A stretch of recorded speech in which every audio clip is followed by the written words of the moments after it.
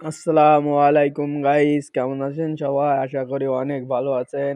আজকের দুধের মেশিন পরিষ্কার করার ভিডিও নিয়ে চলে আসলাম আপনাদের মাঝে। যারা নতুন মেশিন কিনেছেন, পরিষ্কার করতে পারেন না, তারা এই ভিডিও দেখে কিছু কিছু শিখতে পারবেন। সম্পূর্ণ তো স্পষ্টভাবে দেখানো যাচ্ছে না, ভিডিও অনেক বড় হয়ে যাবে। তার জন্য আমি গরম পানি করে হুইল পাউডার দিয়ে শুরু করলাম। আপনারা তো দেখতেই পারলেন, তবে মেশিনে কারেন্ট নাই, এই জন্য আগের থেকে খুলে রেডি করে রাখছি যে সময় বেশি লাগবে। কারেন্ট থাকলে আর এই অসুবিধাটা হইতো না, তাই আমার কষ্ট করতে হচ্ছে। সর্বপ্রথম এরকম আপনারা মেশিন চালু দিয়ে এই পানিটা উঠোই নেবেন, তাহলে আপনাদের সুবিধা হবে। সুবিধা হওয়ার পরে আপনারা যখন শুরু করবেন, আপনাদের তাড়াতাড়ি হয়ে যাবে। মেশিন পরিষ্কার তাড়াতাড়ি করা হবে। তারপরে মেশিনে ধোয়া ফেলা করার পরে আপনি তিনটে ব্রাশ দিয়ে আর মাজনি দিয়ে এটা পরিষ্কার করতে হয়।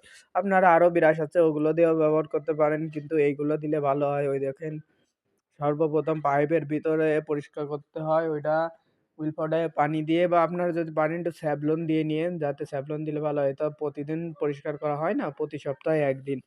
যদি আপনারা ভালো মনে করেন তাহলে একটু স্যাভলন কিনে নেন। পাইপের ভিতর প্রথম পরিষ্কার করতে হয় ব্রাশটা দিয়ে, এইভাবে দিয়ে পরিষ্কার করবেন। তারপরে হলো ছোট ব্রাশ দিয়ে, এইটা হলো মেন, বুঝছেন? এইটাই হলো বানিয়ে দেওয়া হয়, তো এই জন্য এইটা একটু বেশি ভালো করে পরিষ্কার করবেন, তাহলে আপনাদের দুধ কাটার সম্ভাবনা কম থাকবে। 100%-এ 90% কাটবে না।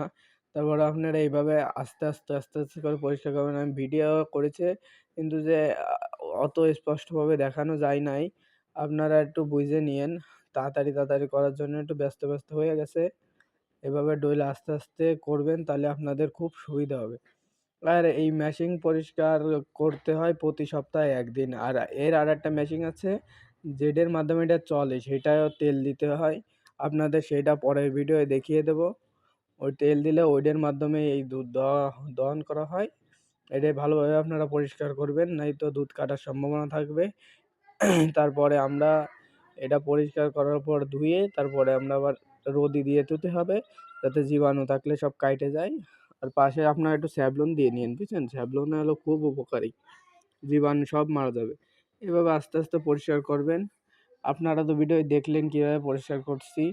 এরকম ভাবে আপনারা পরিষ্কার করবেন যারা নতুন। আর যারা খামার করতে চান, তারা 20-25টা গরুর জন্য মেশিন কিনতে পারেন। খুবই ভালো হবে, সময় কম লাগবে, একজন কর্মচারী দিয়ে আপনারা কাজ করায় নিতে পারবেন। এরকম নতুন নতুন ভিডিও পেতে আমাদের চ্যানেলটি ভাই দয়া করে সাবস্ক্রাইব করে দিন। এরপরে ভিডিও দেখাবো সেই মেশিন।